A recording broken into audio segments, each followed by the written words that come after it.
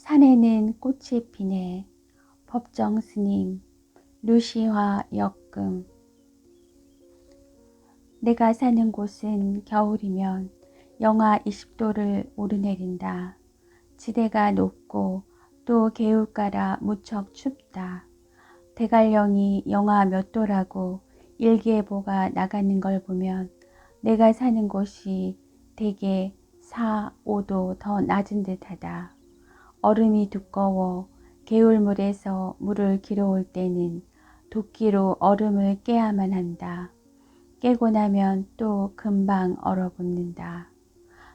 둘레가 조용하고 가끔 뒷골에서는 올빼미나 노루우는 소리라든가 바람소리가 지나가고, 밤으로는 등잔불 켜고 이렇게 벽에 기대 앉아 등잔을 바라보고 있으면 이런 공간이 나에게 주어졌다는 게 얼마나 고마운가 하는 생각이 든다.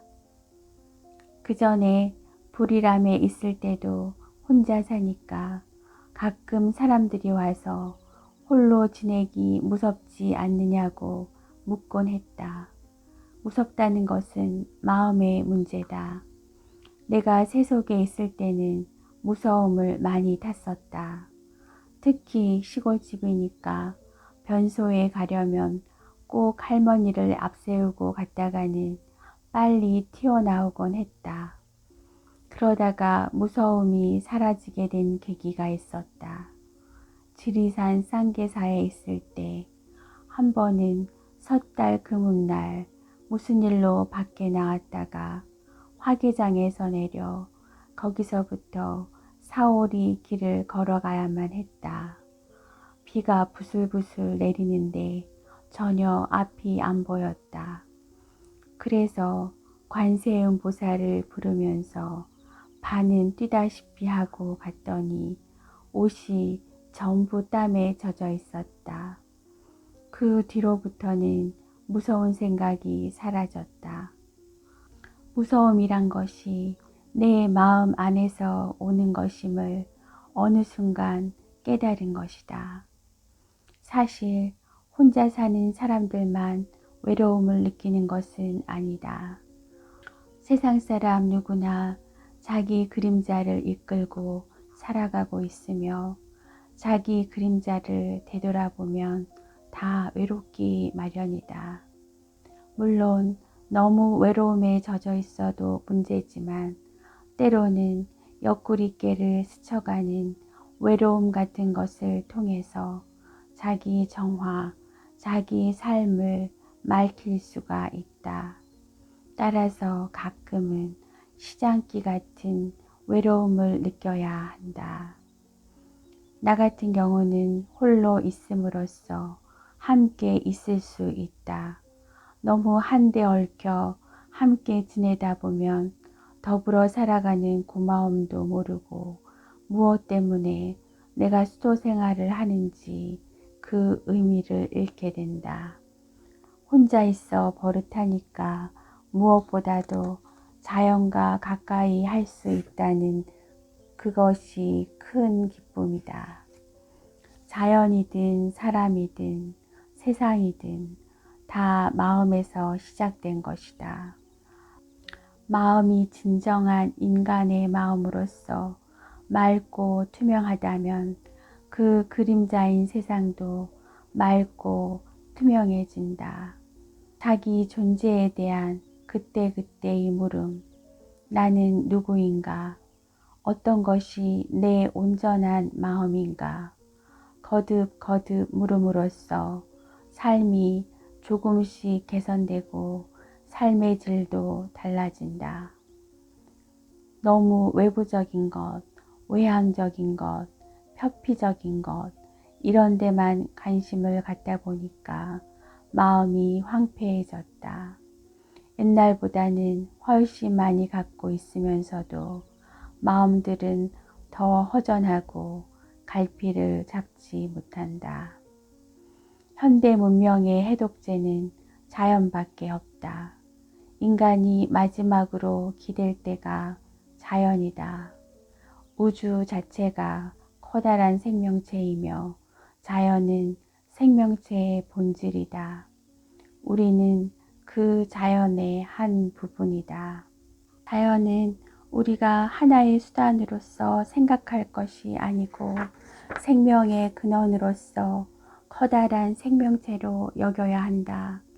그렇게 한다면 오늘과 같이 지구의 환경 오염이나 과소비 문제가 안 생겼을 것이다. 자연을 하나의 수단으로 생각했기 때문에, 정복의 대상으로 생각했기 때문에 오늘과 같은 문제가 생겼다.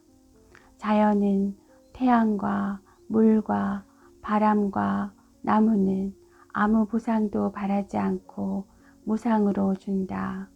우리는 그걸 감사하게 받았으면서 활용해야 하는데 그것을 허물고 더럽히는 데 문제가 있다. 생명의 근원을 우리가 자꾸 허무는 것이나 마찬가지다. 사람은 어떤 묵은 데에 갇혀 있으면 안 된다. 꽃처럼 늘 새롭게 피어날 수 있어야 한다. 살아있는 꽃이라면 어제 핀 꽃하고 오늘 핀 꽃은 다르다. 새로운 향기와 새로운 빛을 발산하기 때문이다. 우리가 어딘가에 집착해 그것이 전부인 것처럼 안주하면 그 웅덩이에 갇히고 마치 고여있는 물처럼 썩기 마련이다. 버리고 떠난다는 것은 자기가 살던 집을 훌쩍 나오라는 소리가 아니다. 낡은 생각에서, 낡은 생활 습관에서 떨치고 나오라는 것이다. 눌러 앉아서 세상 흐름대로 따르다 보면 자주적으로 자기 인생을 살아가는 것이 아니고 남의 장단에 의해서, 마치 어떤 흐름에 의해서 삶에 표류당하는 것처럼 되어버린다. 버리고 떠난다는 것은 곧 자기답게 사는 것이다. 낡은 탈로부터, 낡은 울타리로부터, 낡은 생각으로부터 벗어나야 새롭게 시작할 수 있다. 생명은 늘 새롭다. 생명은 늘 흐르는 강물처럼 새롭다.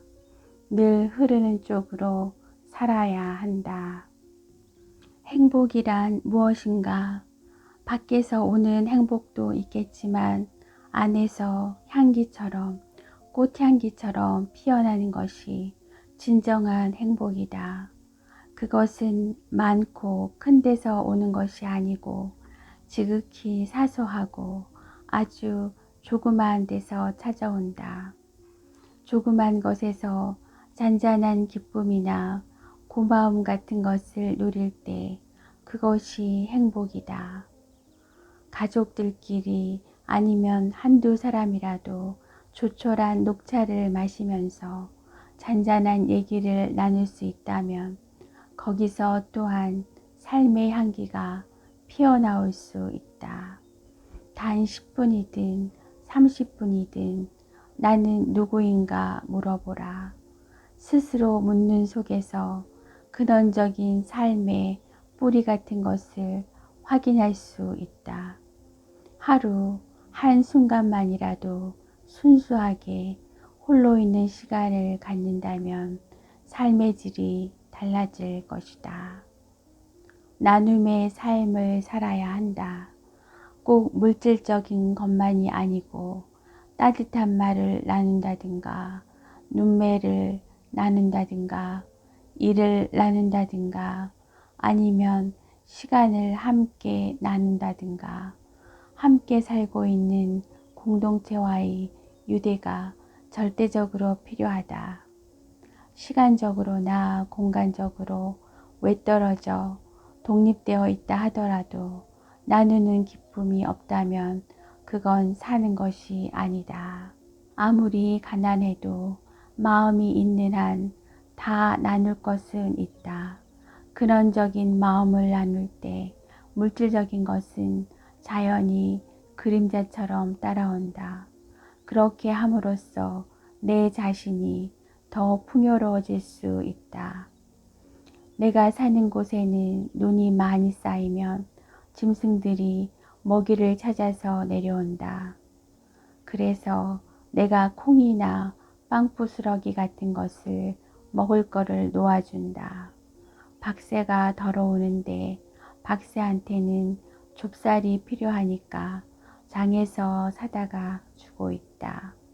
고구마도 짐승들과 같이 먹는다. 나도 먹고 그놈들도 먹는다. 밤에 잘 때는 이 아이들이 물 찾아 개울로 내려온다. 눈 쌓인 데 보면 개울가에 발자국이 있다.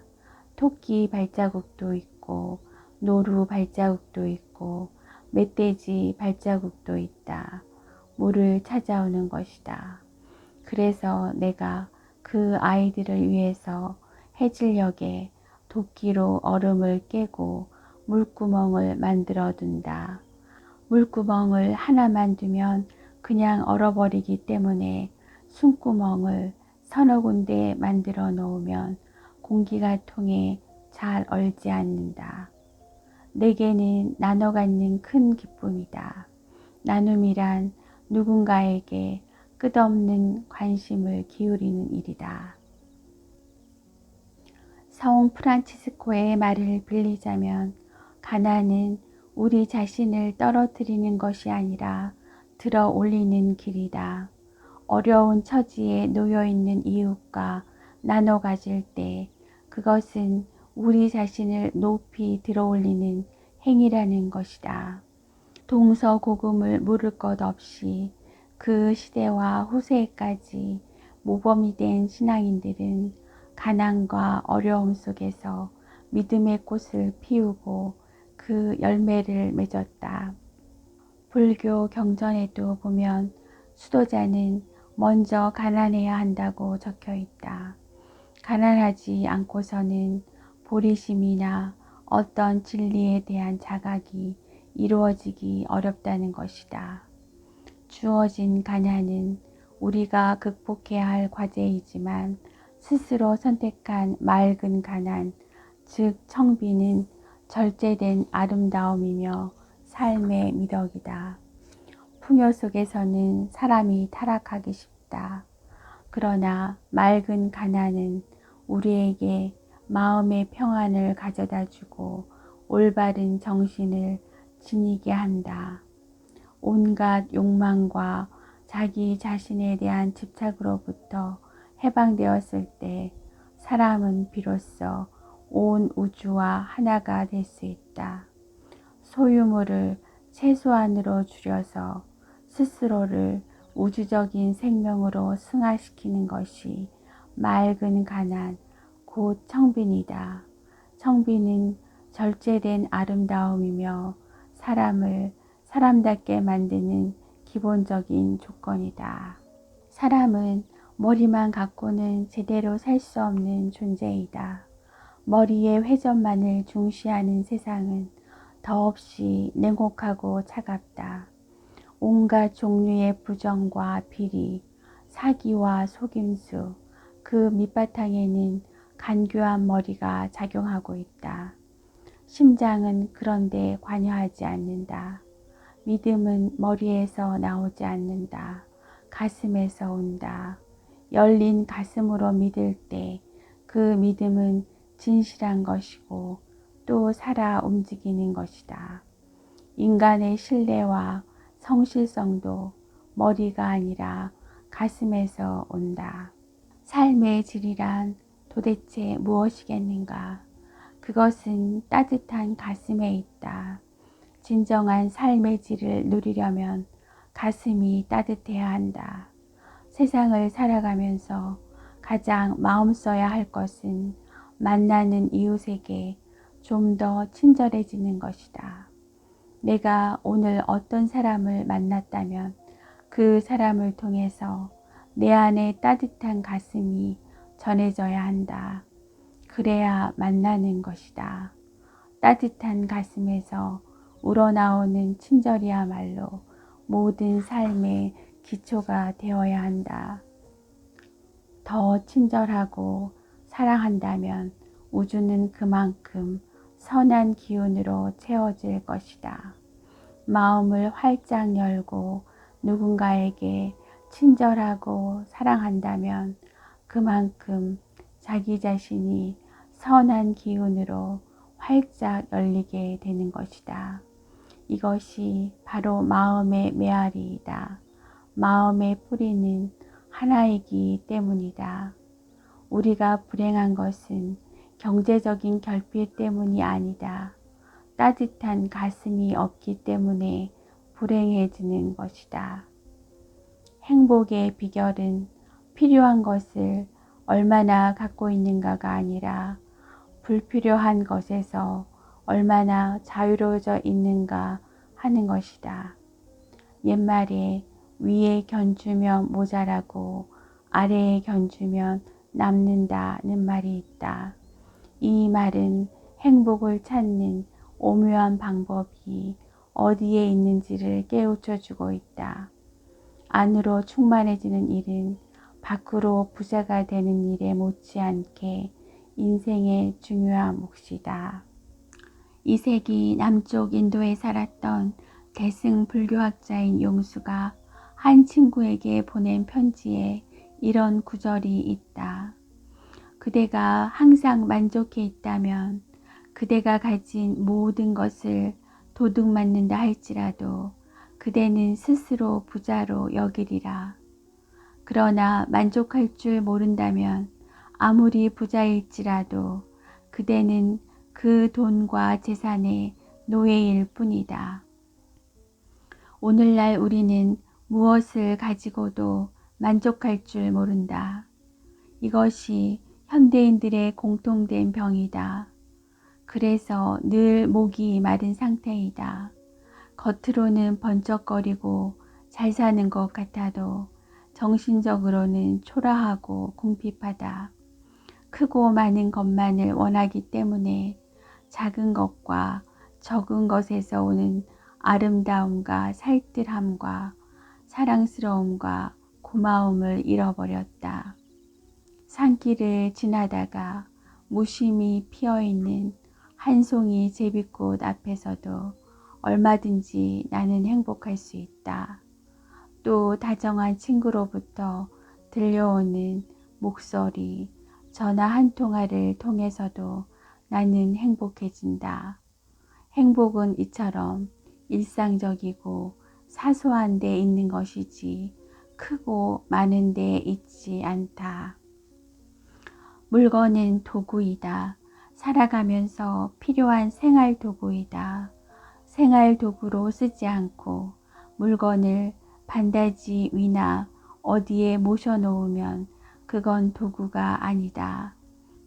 인간을 제한하는 소유물에 사로잡히면 소유의 비좁은 골방에 갇혀서 정신의 문이 열리지 않는다.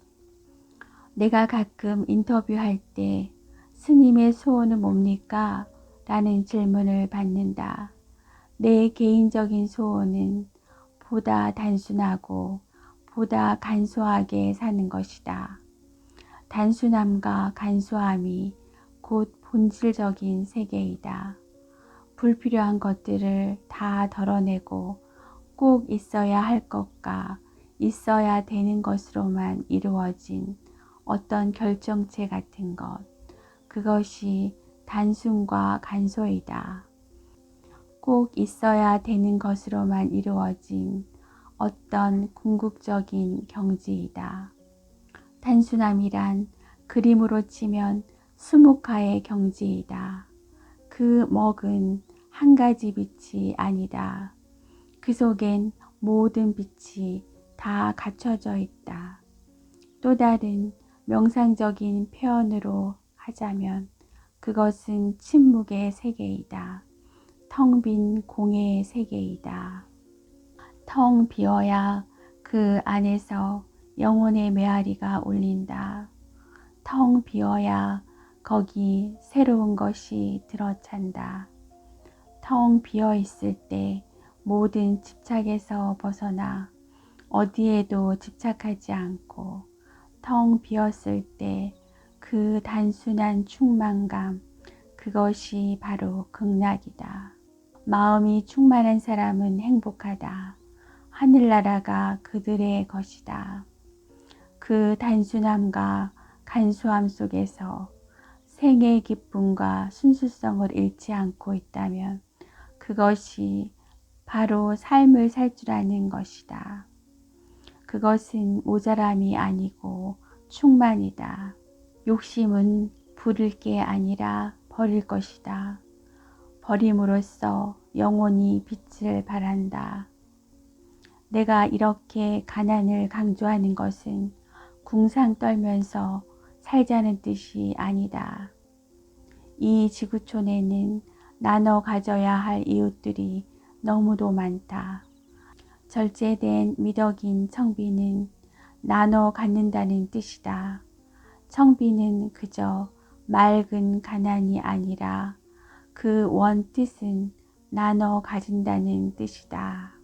내 자신이 몹시 초라하고 부끄럽게 느껴질 때가 있다. 그것은 내가 가진 것보다 더 많은 것을 갖고 있는 사람 앞에 섰을 때는 결코 아니다. 나보다 훨씬 적게 가졌어도 그 단순함과 간소함 속에서 삶의 기쁨과 순수성을 잃지 않는 사람 앞에 섰을 때이다. 내가 가진 것보다 더 많은 것을 갖고 있는 사람 앞에 섰을 때 나는 기가 죽지 않는다. 내가 기가 죽을 때에는 내 자신이 부끄럽고 가난함을 느낄 때는 나보다 훨씬 적게 갖고 있으면서도 그 단순과 간소함 속에서 여전히 삶의 기쁨과 순수함을 잃지 않는 사람을 만났을 때이다. 세상이 달라지기를 바란다면 우리들 한 사람 한 사람의 모습이 달라져야 한다. 내 자신부터 달라져야 한다. 내 자신이 세상의 일부이기 때문이다. 우리들 한 사람 한 사람이 세상의 일부이다. 우리가 사는 이 세상을 사바세계라고 한다. 그것은 산스크리트에서 온 것으로 우리말로 하자면 참고 견뎌나가는 세상이란 뜻이다. 인간의 존재는 물질적 요소와 정신적 요소가 합쳐져 만들어진 유기적 존재이다. 본래부터 있었던 게 아니라 어떤 인연이 다 이런 형상을 갖추고 나온 것이다. 또 인연이 다하면 흩어지고 만다. 그것이 우주의 질서이다. 그러나 영혼에는 생로병사가 없다. 거죽은 생로병사가 있다지만 거죽 속의 알맹이는 태어남도 없고 늙음도 없으며 병듦도 없고 죽음도 없다. 몸에 병 없기를 바라지 말라. 몸에 병이 없으면 탐욕이 생기기 쉽다. 그래서 성인이 말씀하기를 병고로서 양약을 삼으라 하셨느니라. 병을 앓을 때 신음만 하지 말고 그 병의 의미를 터득하라는 말이다. 내가 하루하루를 어떻게 살아왔는가? 내게 주어진 인생을 어떻게 살아왔는가? 내 인간관계는 어떠했는가? 나는 얼마나 충만되게 살아왔는가? 스스로 자기 성찰할 수 있는 계기로 삼으라는 것이다. 병 자체가 죽을 병이 아니라면 그 병을 통해서 새로운 눈을 떠야 한다. 좋은 약으로 삼아야 한다. 사람의 몸은 허망한 유기체이다. 좋은 일은 좋은 일대로, 언짢으면 언짢은 대로 우리의 삶에 교훈을 주고 있다. 좋은 일은 본받고 언짢은 일을 통해서도 우리는 공부할 수 있어야 한다. 이 세상을 고해라고 하지 않는가? 고통의 바다라고 사바 세계가 바로 그 뜻이다. 우리가 이 고해의 세상 사바 세계를 살아가면서 모든 일이 순조롭게 풀리기만 바랄 수는 없다. 어려운 일이 생기기 마련이다. 저마다 이 세상에 자기 짐을 지고 나온다. 그 짐마다 무게가 다르다. 누구든지 이 세상에 나온 사람들은 남들이 넘겨볼 수 없는 짐을 지고 있다. 그것이 인생이다. 어떤 어려움에 부딪혔을 때 그것을 전체로 생각해선 안 된다. 막다른 길이라고 생각해선 안 된다. 우리 전 생애의 과정에서 볼 때 그것은 통과해야 할 하나의 관문이다. 몇 고비가 있다. 그런 관문을 하나씩 통과할 때마다 정신적인 연륜이 쌓여가는 것이다.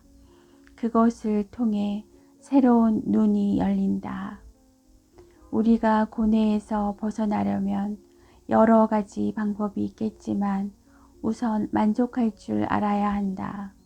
작은 것을 갖고도 만족할 줄 알아야 한다. 아침 햇살에 빛나는 자작나무의 잎에도 행복은 깃들어 있고 벼랑 위에 피어있는 한 무더기 진달래 꽃을 통해서도 하루에 일용할 정신적인 양식을 얻을 수 있다. 지극히 사소하고 일상적인 것, 그 속에 행복의 씨앗이 들어있다. 만족할 줄 아는 사람은 겉으론 가난한 듯 하지만 안으론 부유하다. 자기 현실에 만족하고 있기 때문이다. 똑같은 상황 속에 살면서 어떤 사람은 만족할 줄 알고 어떤 사람은 늘 불만을 갖는다. 만족할 줄 알면 긍정적으로 받아들여서 모든 게 긍정적으로 일이 풀린다. 이 세상에서 영원한 것은 아무것도 없다. 어떤 어려운 일도 어떤 즐거운 일도 영원하지 않다. 모두 한때이다. 우리 인생에서 참으로 소중한 것은 어떤 사회적인 지위나 신분, 소유물이 아니다. 우리들 자신이 누구인가를 아는 일이다. 나는 누구인가 스스로 물어야 한다. 우리가 지니고 있는 직위나 돈이나 재능이 중요한 것이 아니라 그것으로서 우리가 어떤 일을 하며 어떻게 살고 있는가에 따라서 삶의 가치가 결정된다. 오타와족 인디언 검은새 블랙버드는 말한다. 나는 무엇보다 나 자신과 만나고 싶다. 우리 인디언들은 삶에서 다른 것을 추구하지 않았다. 더 많은 물건, 더 큰 집은 우리가 원하는 것이 아니었다. 그런 것들은 겨울 햇살 속에 날아다니는 마른 잎과 같은 것이다. 어떤 것에도 스스로 소유당하지 말며 자신의 삶을 살되 삶에 휘둘리지 말라고 그 스승들은 일깨운다. 사람이 사람답게 살기 위해선 첫째, 자기 자신에 대한 각성이 전제되어야 한다. 자기 존재에 대한 각성이 먼저 이루어져야 한다. 그 각성을 통해서 비로소 마음이 열린다. 마음이 열려야만 평온과 안정을 이룰 수 있다. 항상 하지 않고 영원하지 않다. 늘 변하는 것이다. 이것이 우리의 실상이다. 문제는 어떻게 변해가느냐에 달려있다. 거죽에 살지 않고 중심에 사는 사람은 어떤 세월 속에서도 좌절하거나 허물어지지 않는다. 사람이 또한 사람답게 살기 위해선 나눠 가질 줄 알아야 한다. 한 뿌리에서 생명의 커다란 한 뿌리에서 나누어진 가지가 바로 이웃이기 때문이다.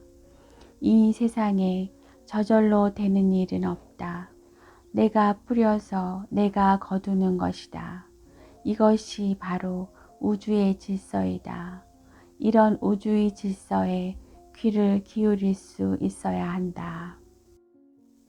무소유란 아무것도 갖지 않는다는 것이 아니다. 궁색한 빈털터리가 되는 것이 아니다. 불필요한 것을 갖지 않는다는 뜻이다.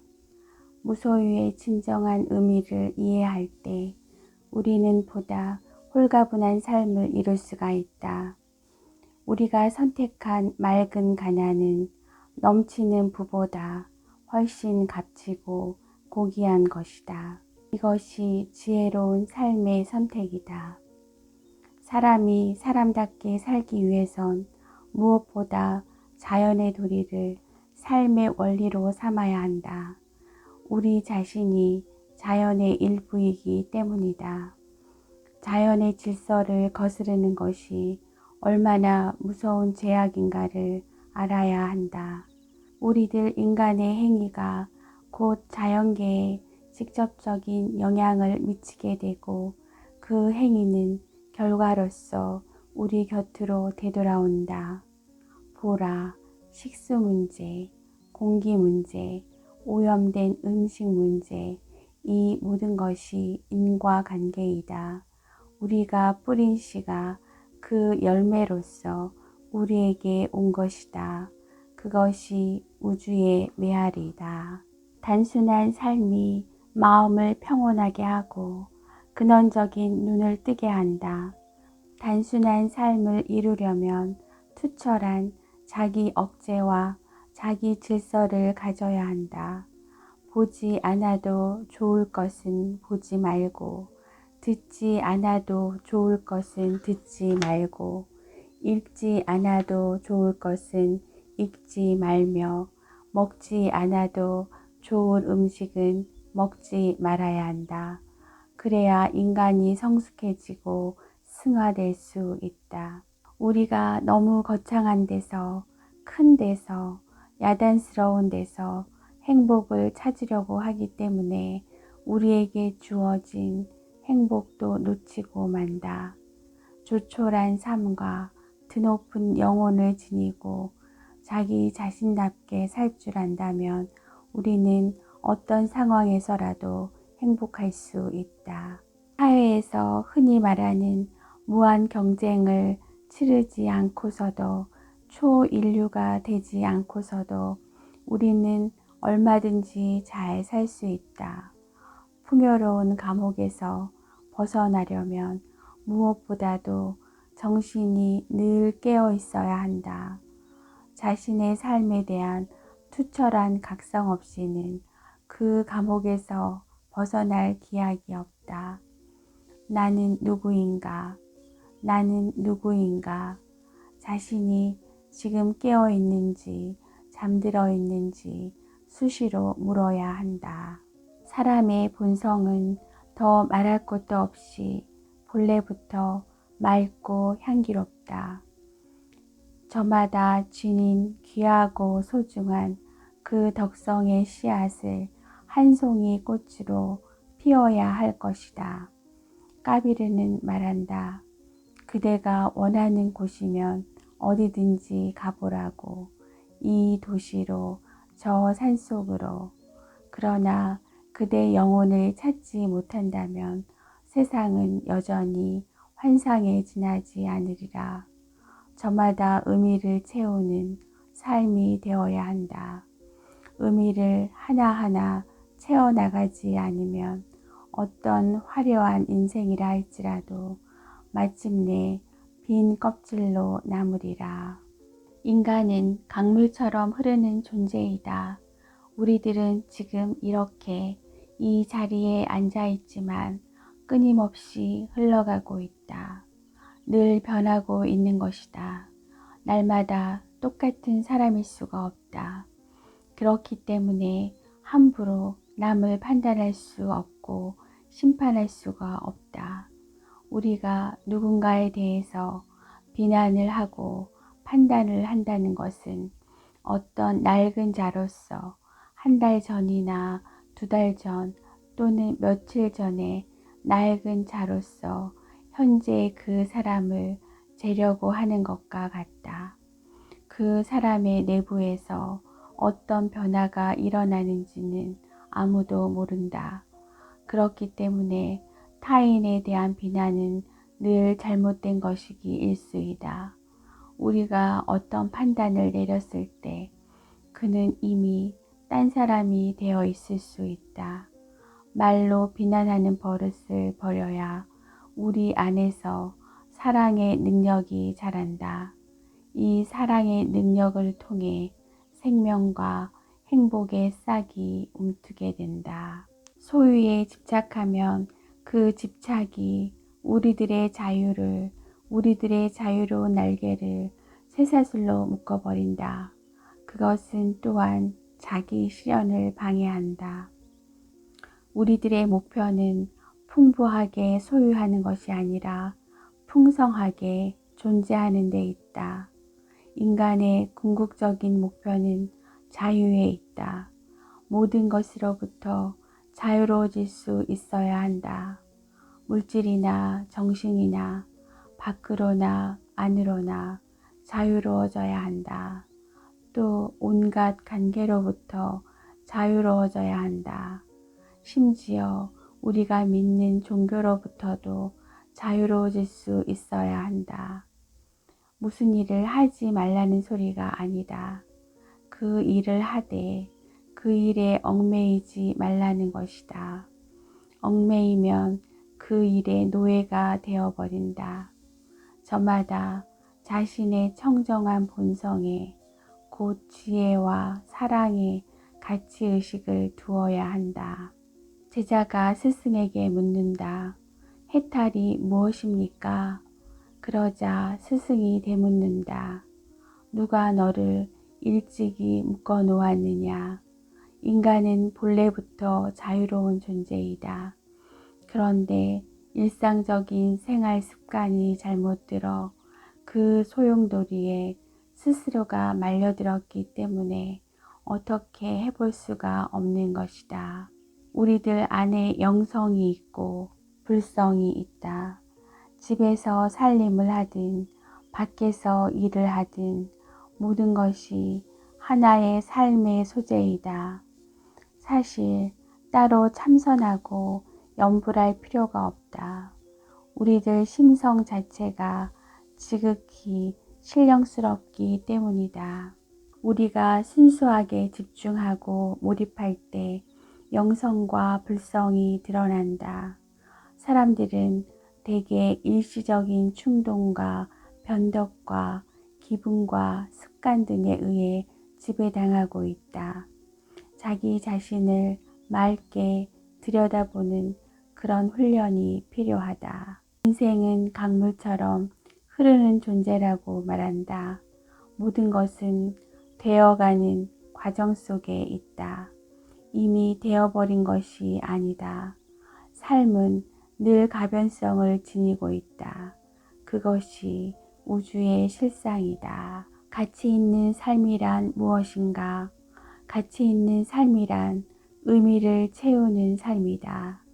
내게 허락된 인생이 내 삶의 장고가 어디쯤에 왔는지 날마다 새롭게 피어나는 꽃처럼 그렇게 살 수 있어야 한다.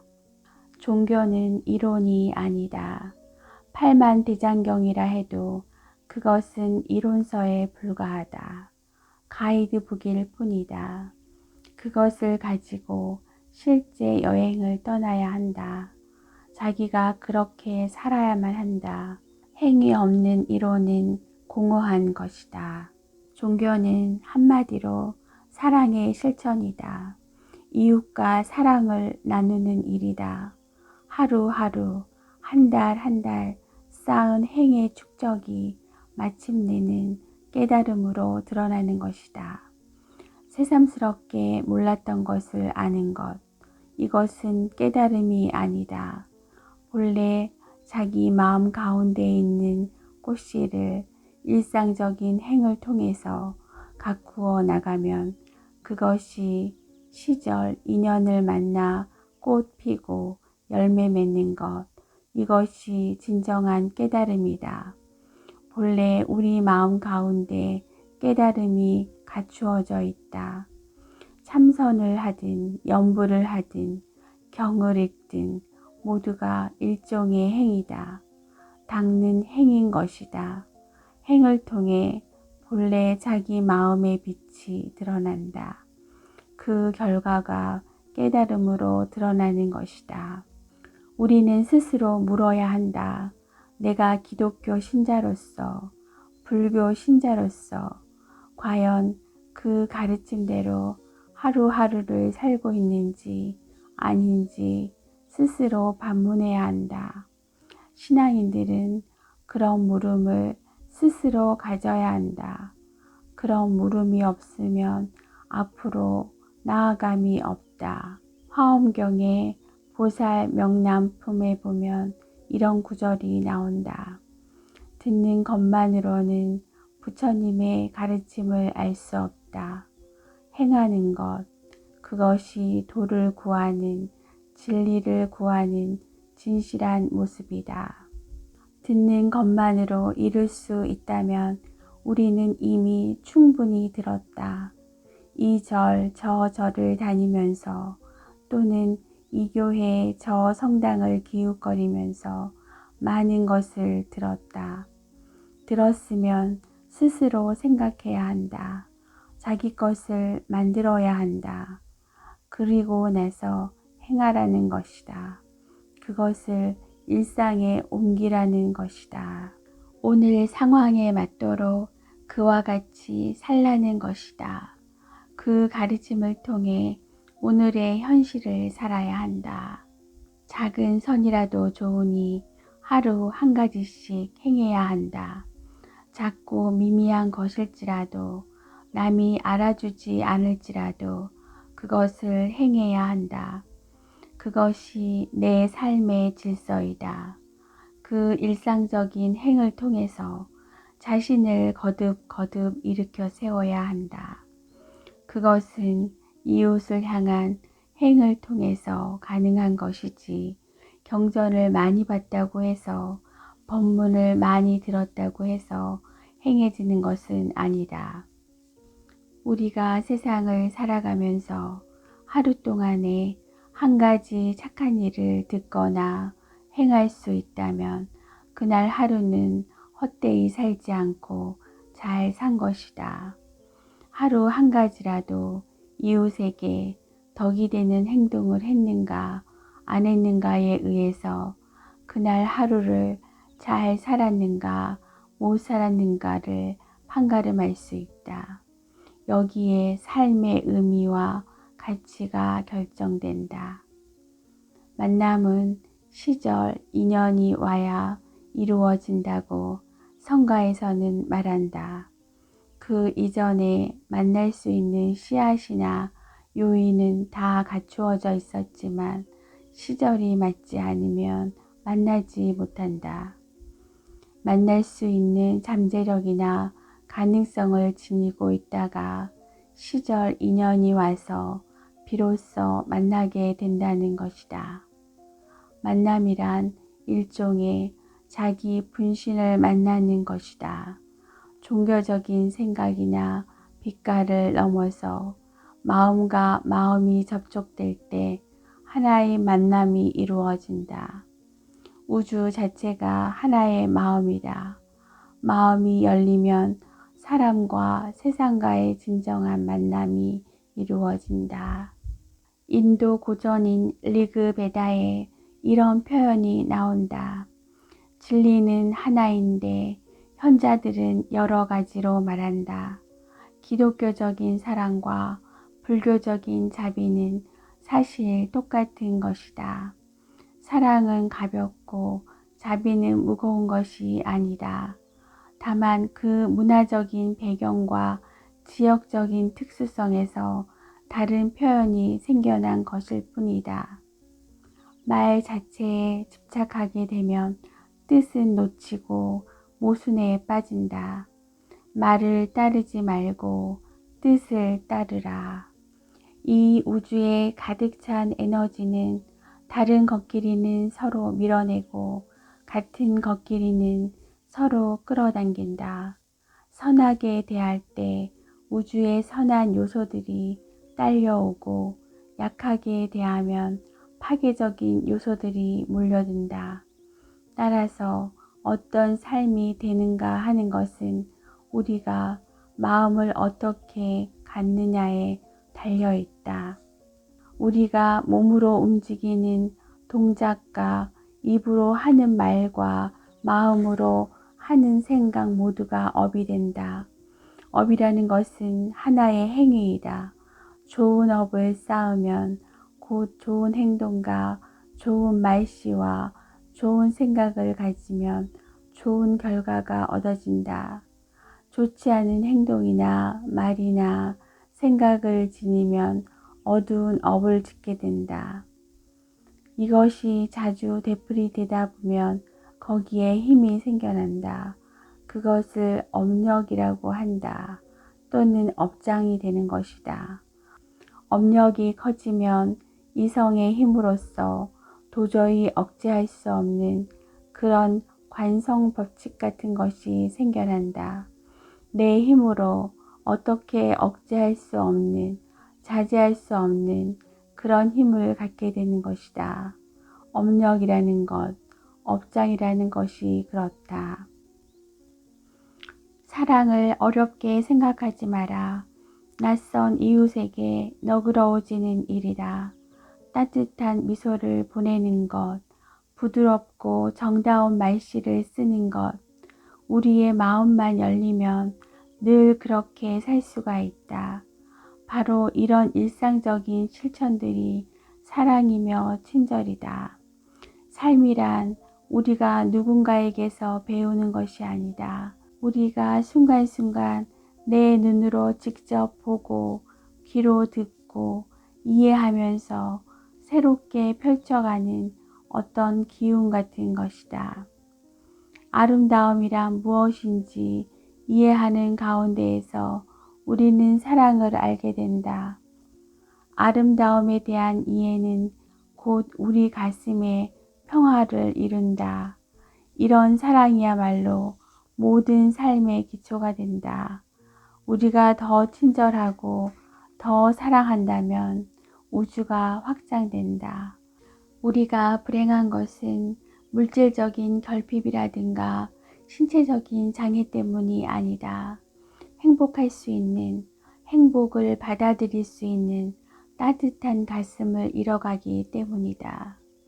새로 핀 꽃을 보고 그 꽃에 매료당하는 것은 가슴의 영역이지 머리의 영역이 아니다. 명상을 왜 하는가? 본래의 청정한 마음을 드러내기 위해서이다. 정진이라는 것이 밤잠을 안 자고 탐구하는 그것이 아니고 본래 청정한 그 마음을 지키는 것, 본래 때묻지 않은 맑은 마음을 지키는 것이라고 서산대사는 말하고 있다. 명상은 조용히 지켜보는 일이다. 사물의 실상을 조용히 지켜보고 내 내면의 흐름을, 내 생각의 실상을 조용히 지켜보는 일이다. 안팎으로 지켜보는 일이다. 지식은 기억으로부터 온다. 그러나 지혜는 명상으로부터 온다. 지식은 밖에서 오지만 지혜는 안에서 움튼다.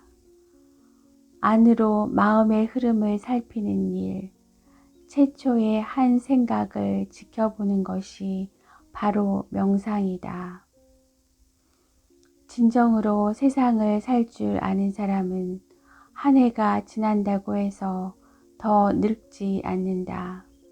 덧없는 세월을 한탄할 게 아니라 그 세월 속에서 우리가 얼마나 덧없이 살고 있는가, 무가치하게 살고 있는가, 이것을 되돌아봐야 한다.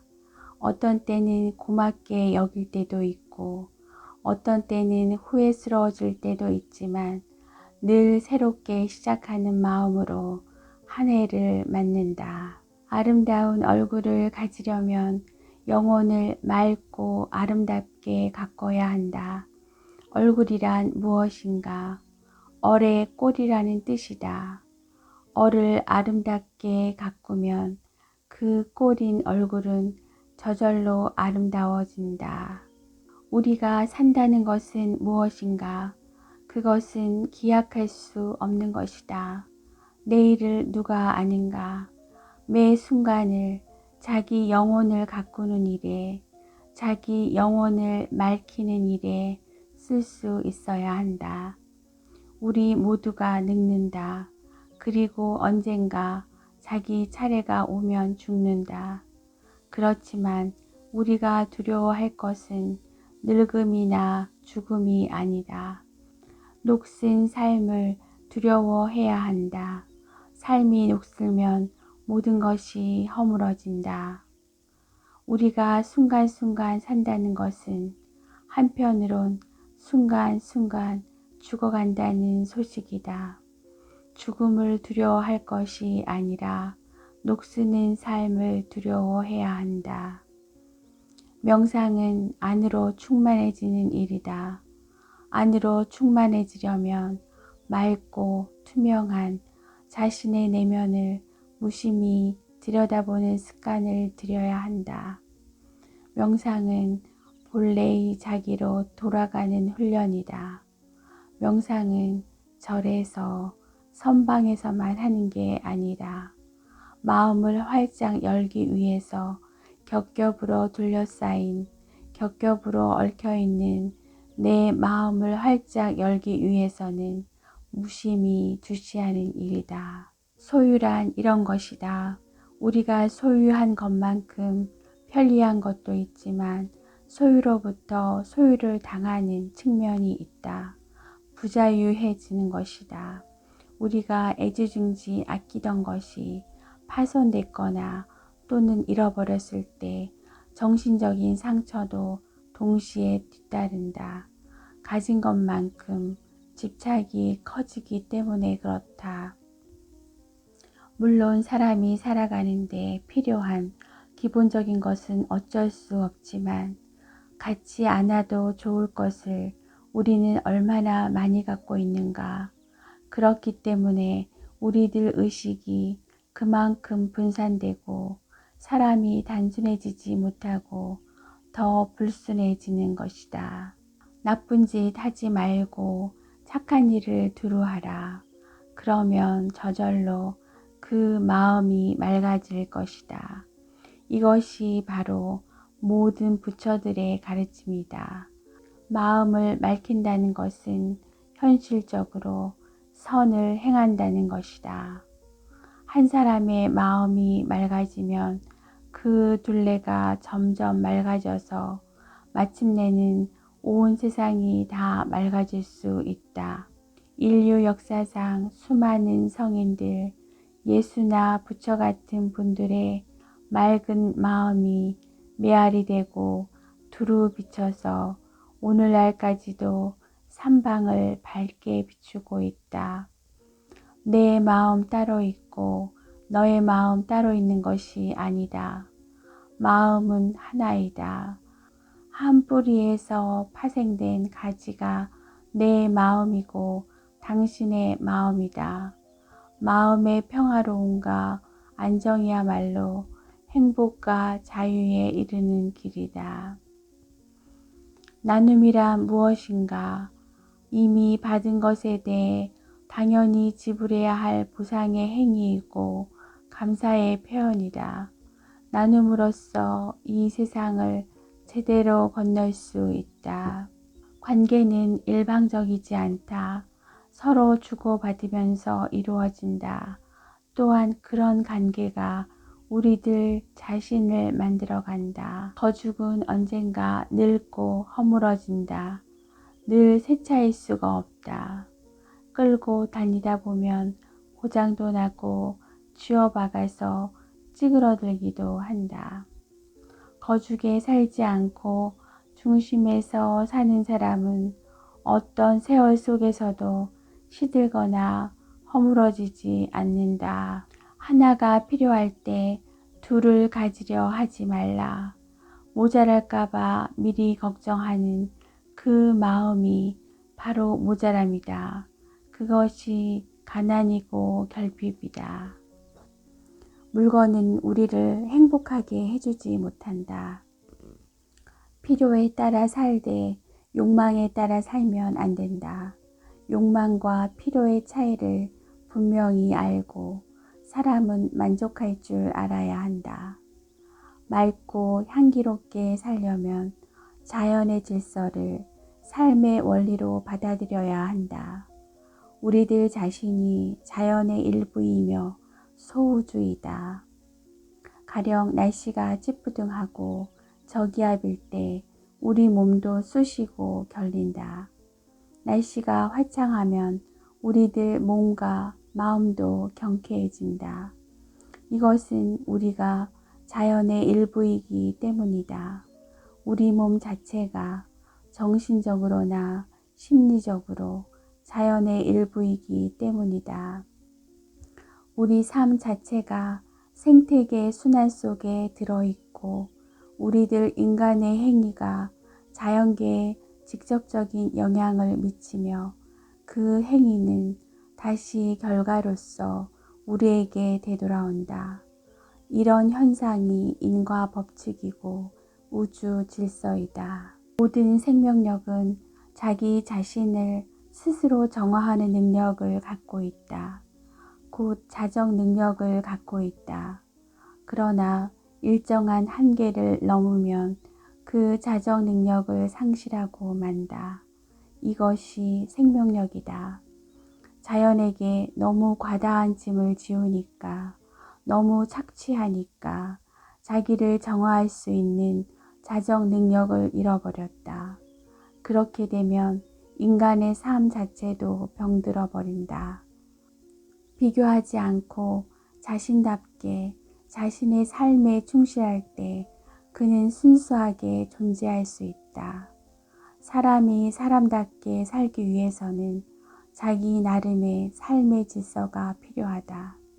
물건을 사들여 한동안 간직하고 쓰다가 시들해지면 내다버리고 다시 새 것으로 사들이는 이런 소모의 악순환에 사로잡혀 있는 한 내적인 평온이나 맑은 기운은 결코 얻을 수 없다. 사람들은 곧잘 내게 왜 스님이 됐는가 하고 묻는다.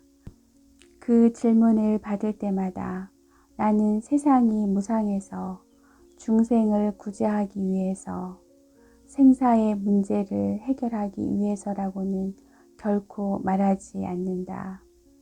나는 나대로 살고 싶어서 내 식대로 살고 싶어서 출가를 했다. 자기 식대로 사는 것, 나대로 사는 것을 위해서다. 그것이 세상의 윤리권 밖에서 제멋대로 사는 것이 아님은 물론이다. 그만큼 무거운 짐이 내게 주어진 것이다. 어떤 출가의 경우라도 그것은 스스로 선택한 길이다. 선택당한 길이 아니고 선택한 길이다. 모든 인간의 보편적인 출가는 몇 가지로 나눌 수 있다. 첫째는 탐욕에서 벗어나는 일이다.